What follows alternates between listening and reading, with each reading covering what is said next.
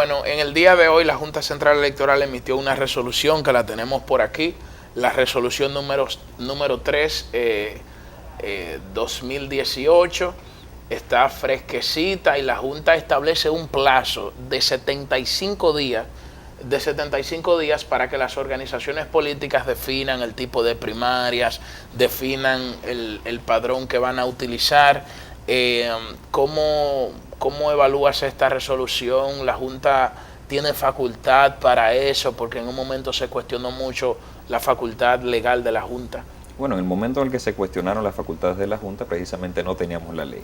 La ley ha cubierto varios vacíos, que incluso con el tema que conversábamos de las precampañas ya también están cubiertos, y ha entendido que el escenario que se le plantea es de que en tiempo récord tiene que entrar en dinámicas distintas que no existían en el sistema de partidos dominicanos, sobre todo porque hay que trabajar con los mismos partidos del sistema. Con la ley no cambian los partidos, ni cambian las dificultades que hemos tenido siempre, sino que es una oportunidad para identificar las debilidades del sistema y mejorar sobre la marcha. La Junta entonces tiene la premura de cumplir con un buen rol como órgano máximo en materia electoral, y para hacerlo necesita agotar ciclos lo más rápido posible. Y me parece que presentar a los partidos que es tarea urgente, pues resolver todas estas cosas que establece la resolución, es por demás oportuno. Ahora, hay un elemento, y estamos de acuerdo en que debido al tiempo en el que se aprobó la ley, estamos escasos 4 meses de un año preelectoral, inclusive ya se están trabajando los presupuestos, que para la Junta Central Electoral es de vital importancia en los años preelectorales, el año antes de las elecciones, pero también hay algo que ustedes, los juristas y los abogados, hablan, que es el debido proceso. Es algo con lo cual insisten y que es una garantía también para que se respeten los derechos de los ciudadanos. Y en este caso, el Partido de la Liberación Dominicana tiene unos estatutos que para ser modificados tienen que convocar un congreso, y que para poder decidir un método de primarias acorde a la ley, entonces estos estatutos mediante ese congreso deben ser modificados. Oye, no habría... Eso da por la tesis doctoral. Porque es complejo y queremos explicarlo de la forma más clara posible para que la gente entienda. No puede crear problemas a lo interno de las organizaciones la premura con el que la Junta en estos momentos combina que tomen esa decisión. Claro que sí. O sea, puede crear problemas porque los partidos se tienen que poner a prueba. Vamos a ver qué tan eficientes van a ser en la respuesta a la resolución de la Junta. Eventualmente pueden solicitar hasta una extensión del plazo porque no se trata de una camisa de fuerza. Vamos a ver qué pasa con el sistema. Yo soy de los que piensa que eventualmente una ley con estas ambiciones pudo haber permitido para la República Dominicana un periodo más o menos razonable de vacatio legis, de 1 año, 2 años, pero el tema es que toda la discusión con relación al tema de la ley ha habido presunciones que están muy vinculadas a utilizar el instrumento en las próximas elecciones, que matizaron mucho el contexto de discusión de la ley. Entonces quizás por eso también no se dio esa particularidad. Con la transformación a la que hemos aspirado con relación al sistema de partidos, eventualmente un trabajo más tranquilo, durante 1 o 2 años de vacatio legis, pudo haber permitido hacer algunos ajustes convenientes. Y lo demás, ajustarnos ya a lo que tenemos eventualmente. Pero ya la ley es una realidad y la Junta tiene que hacer su trabajo. Bueno, partiendo de lo que tú mismo afirmas de que la ley es una realidad, el domingo pasado el doctor Carlos Amarante Baret lanzó su precandidatura presidencial en la provincia de Santiago. Vimos un acto que le fue muy bien, porque lo vi multitudinario, en la Arena del Cibao.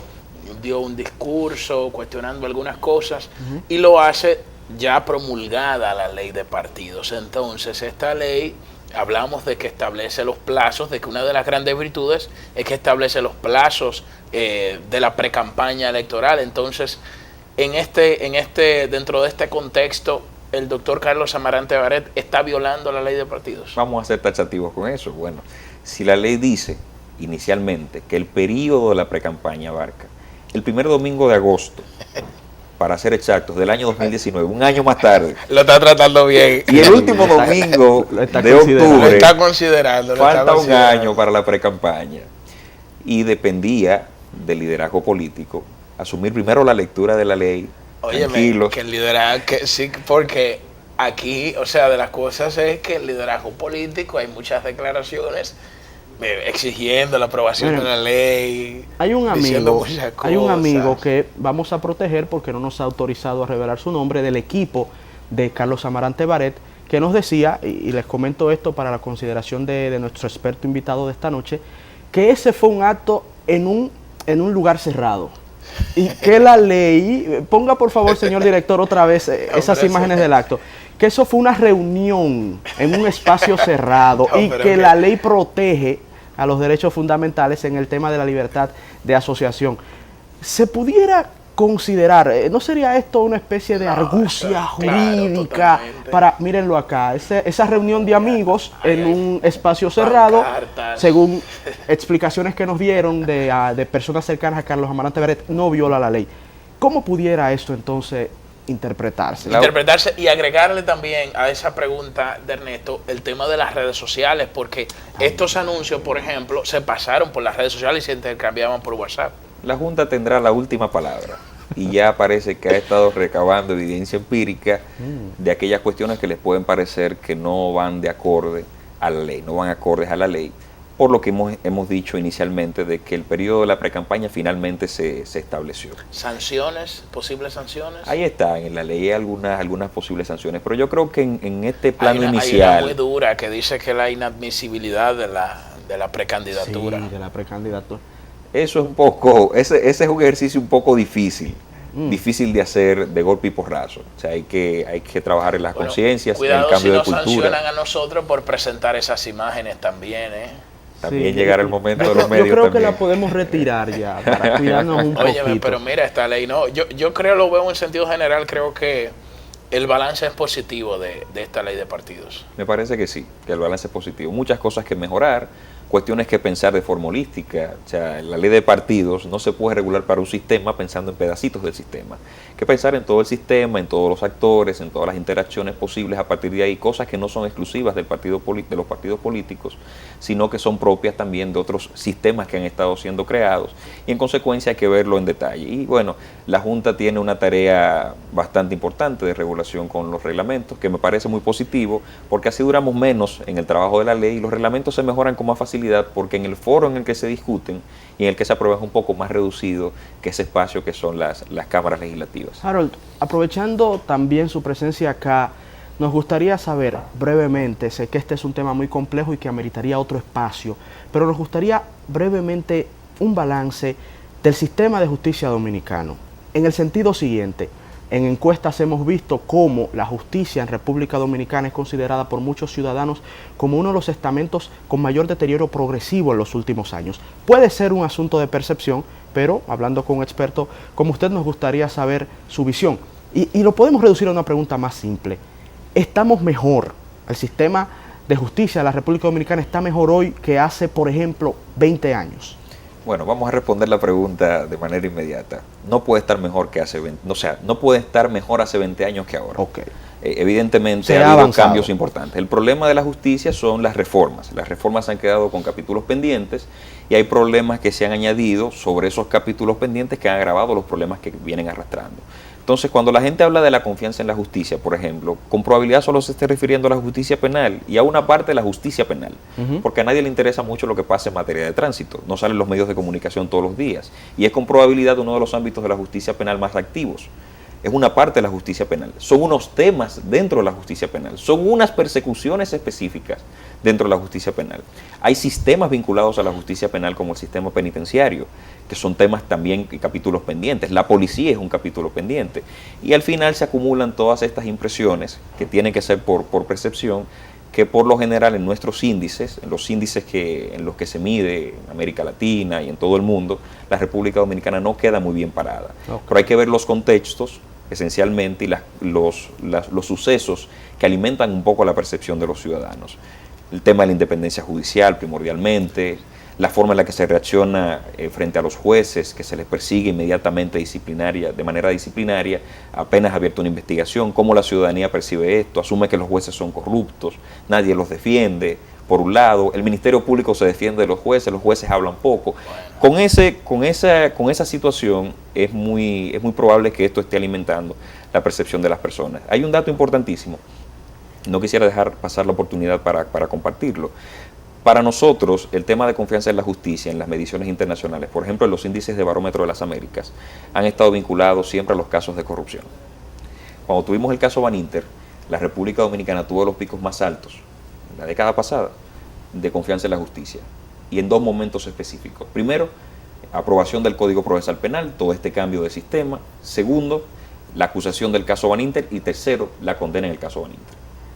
Entonces ahí se elevó. ¿Por qué? Porque la gente estaba viendo que a los poderosos se estaban enjuiciando, que no se estaban saliendo por la suya. Eso fue lo que pasó. Ahora, con todos estos casos, que son resultado de que también se detecten, es muy mediática esa percepción. Claro que sí. Y los medios influyen mucho en eso. Claro, tenemos nuestra cuota de responsabilidad. Y quisiera brevemente, no sé si le han dado seguimiento al concurso del Ministerio Público para la escogencia de los fiscales, si tienen algún informe relativo a este concurso o están esperando que todo esto culmine con la elección para fijar una posición. Cuando culmine la elección ya tendremos a manos las actas de todo el concurso para verificar qué tan adecuado fue.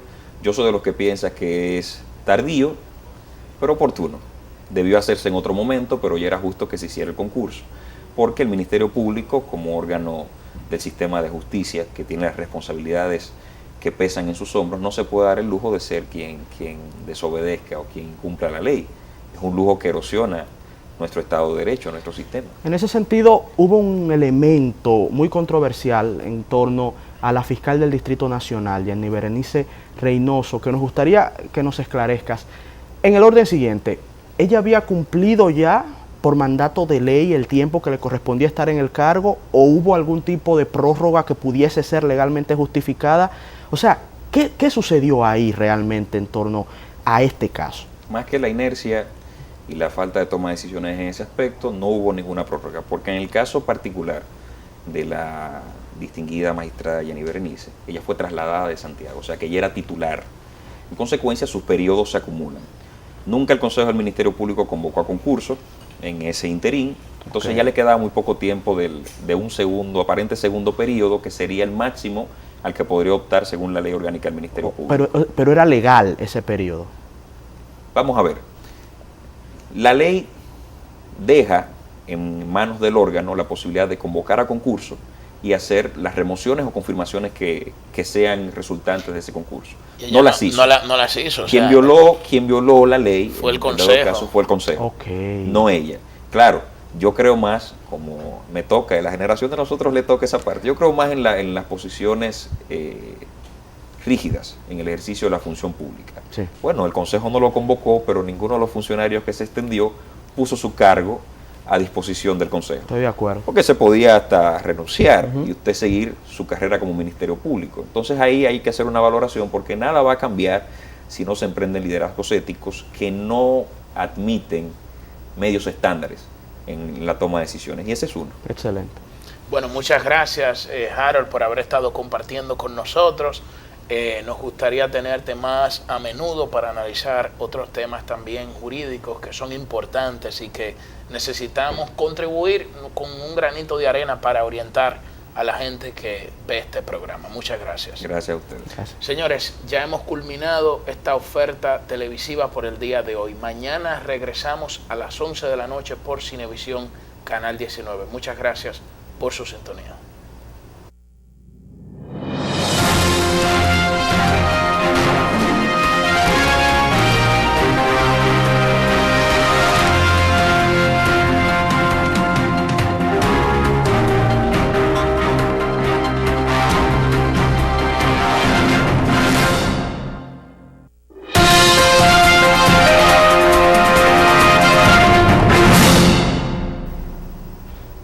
En la conversación central del programa de esta noche contamos con la presencia, como ya les habíamos anunciado, del licenciado Harold Modesto, quien es director del Observatorio Judicial Dominicano.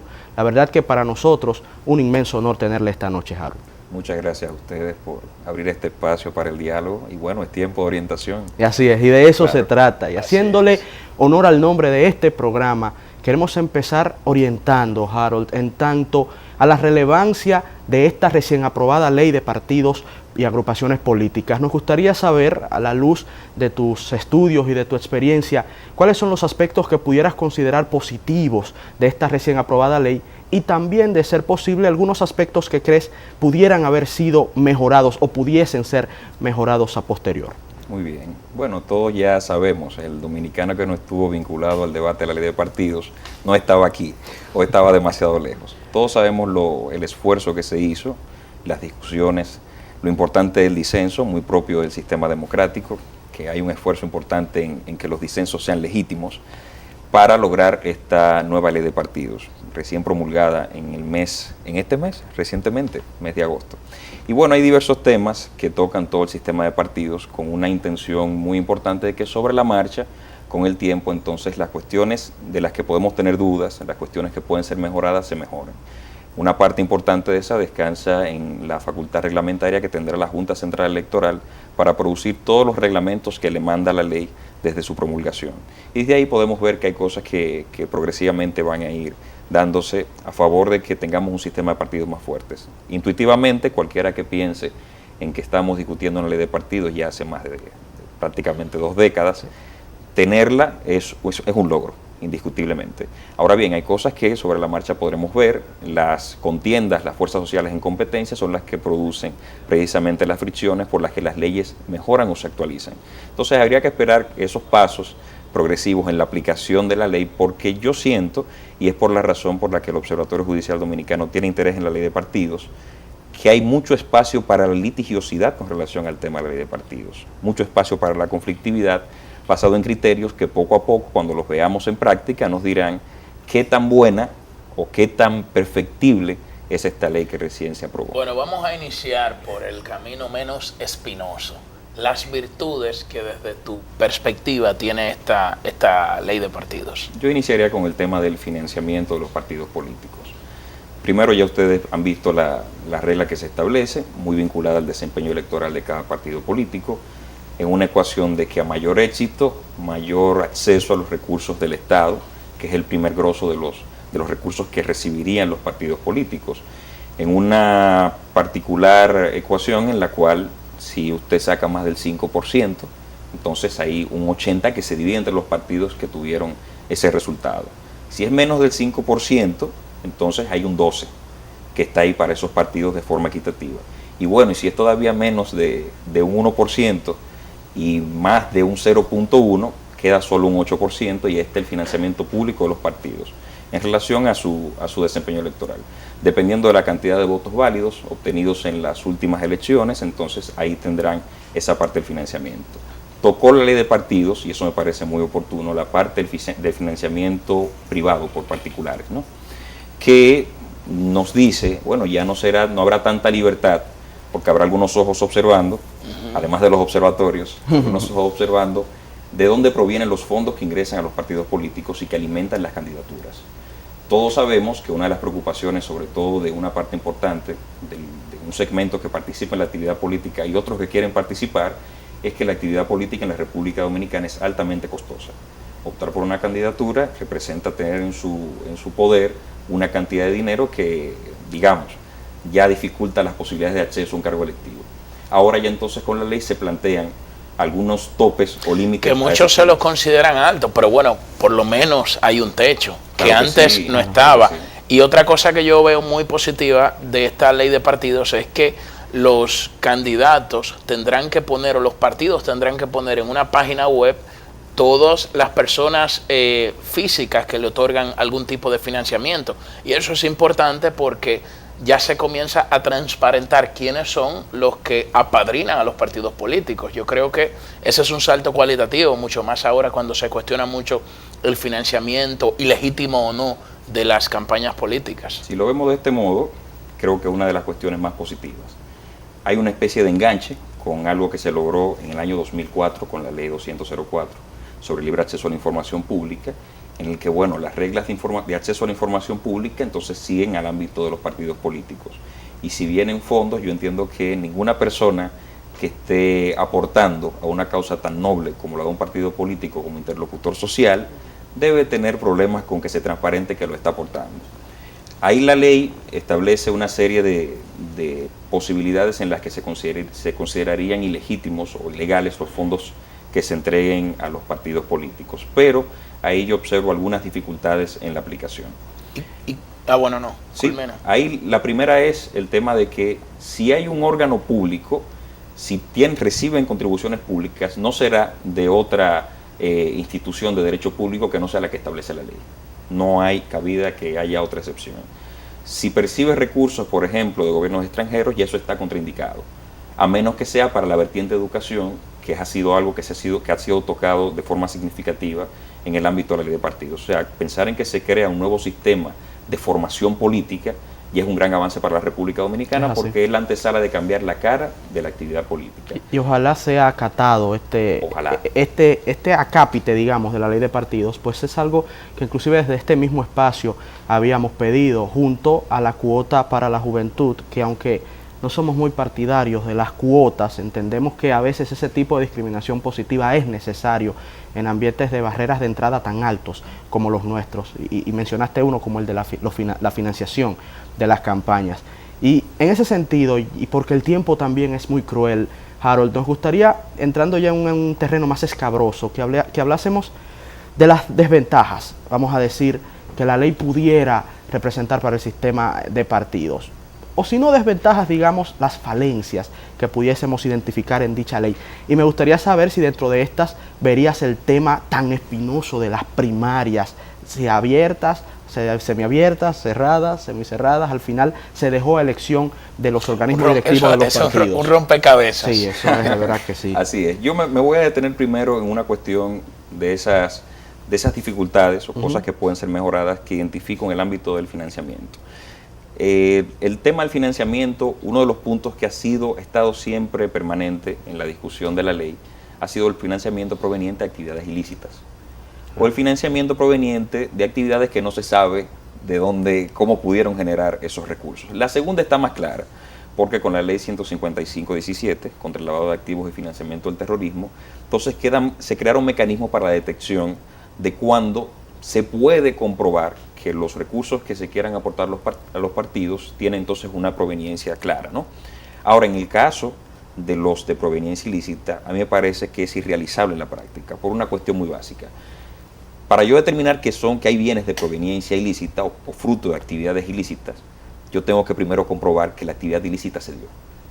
Entonces, el lavado de activos existe sí y solo sí cuando se condena a una persona por lavado de activos. Claro.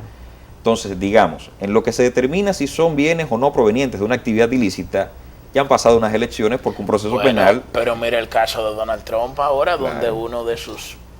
el principal abogado ha confesado a través de un acuerdo con la Fiscalía un sinnúmero de cargos que le imputan y donde él confesó para que le reducieran la pena, y ciertamente hay un cuestionamiento que surge ahora porque se dice que hubo un financiamiento que no estuvo dentro de las reglas de juego de las leyes norteamericanas.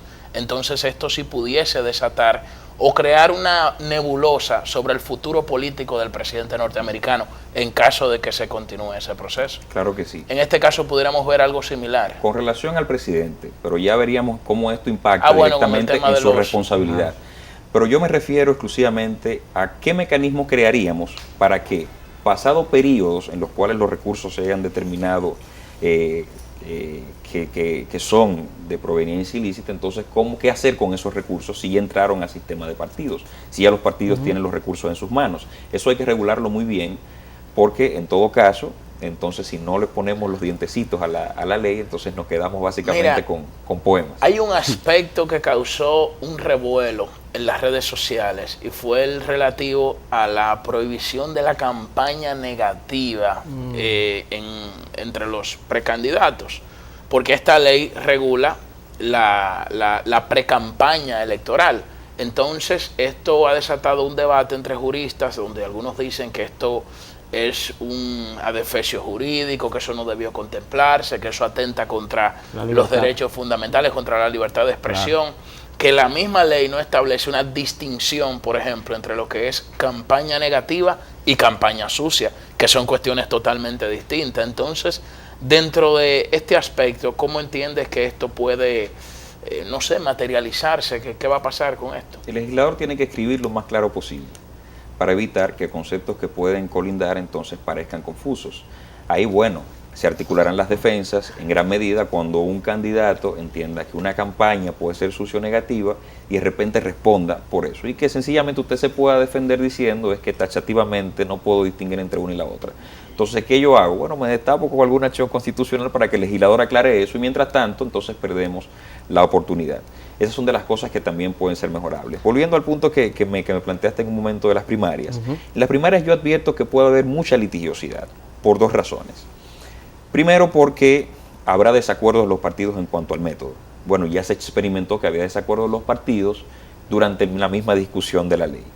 Cuando entonces vengamos a discutir si se deben hacer, cuál es el método, el mecanismo para lograr hacer las modificaciones necesarias para producir uno u otro método, abiertas, cerradas, semicerradas, como las quieran hacer los partidos, entonces tenemos un riesgo muy alto de que estas cosas lleguen a los órganos jurisdiccionales.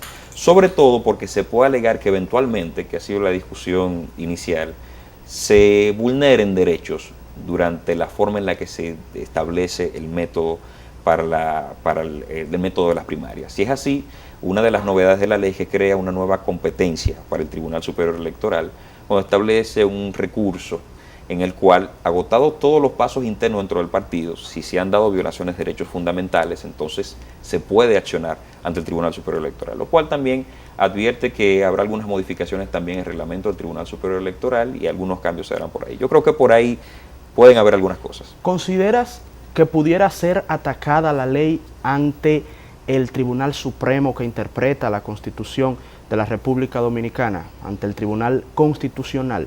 Y pregunto por qué diversos sectores políticos, desde antes de la aprobación de esta, han inclusive mediante las redes sociales manifestado la inconstitucionalidad de ciertos acápites de dicha ley y que luego de aprobada insisten en que, esto vinculado a la pregunta que Julio Alberto hizo anteriormente, hay aspectos que vulneran derechos fundamentales como la libertad de expresión y otros que vulneran derechos como la libertad de asociación, que también es un derecho fundamental. Yo no quisiera anticiparme al andamiaje argumentativo que tienen las personas que entienden que la ley puede ser contraria a la Constitución, porque hay que ver el nivel de logicidad que se plantea en cuanto a la inconstitucionalidad de alguno que otro aspecto de la ley. Yo creo que hubo uno de los activistas, de las personas más activas en esta discusión, que mencionó el tema de la cuota y el tema de la cuota de la mujer, que me parece que hubo un salto cualitativo importante porque de 33 a lo que se generó, que no me parece que sea lesivo, pero tiene que ajustarse a la realidad política. Hay casos en los que tendremos que discutir incluso si es posible que se pueda cumplir la cuota. Claro, sí. Porque si imagínate en una circunscripción no participan mujeres. Si no participan mujeres. Entonces hay dificultades con claro. y es apenas de que no se acepten la lista de los candidatos. Con esa consecuencia tan fatal, hay que discutir y hay que observar el contexto en el que se está aplicando la ley en cada segmento territorial en la República Dominicana.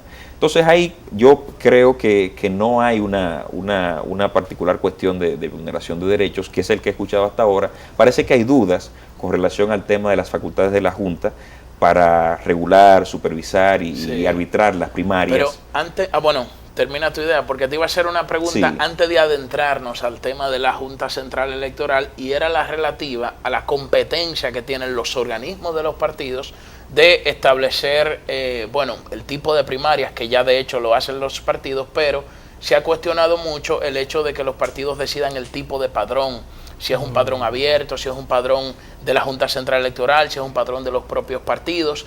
Dicen que las cúpulas tienen el poder, ahora que se le otorgó todo el poder a las cúpulas, y que las bases no tendrán voz ni voto en ese sentido. Argumento del que yo difiero, pero me gustaría escuchar tu posición desde el punto de vista jurídico. Todos sabemos que con el tema de los padrones aquí hay un sendo problema. O sea, que nosotros no sabemos qué tan confiables pueden ser los padrones de los partidos políticos.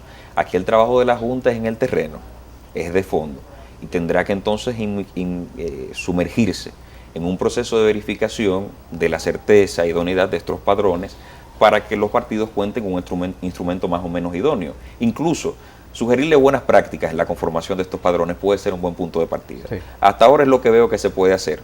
Con el tiempo que nos queda, parece que es una tarea titánica y no sabemos si la Junta pudiese lograr eso. Ya se ha avisado que las primarias, en todo caso, como se realicen por estas nuevas funciones, van a costar mucho. Esperemos que sean costosas, pero no caras. Bueno, Vamos a una pausa y regresamos en nuestro segundo bloque de esta entrevista.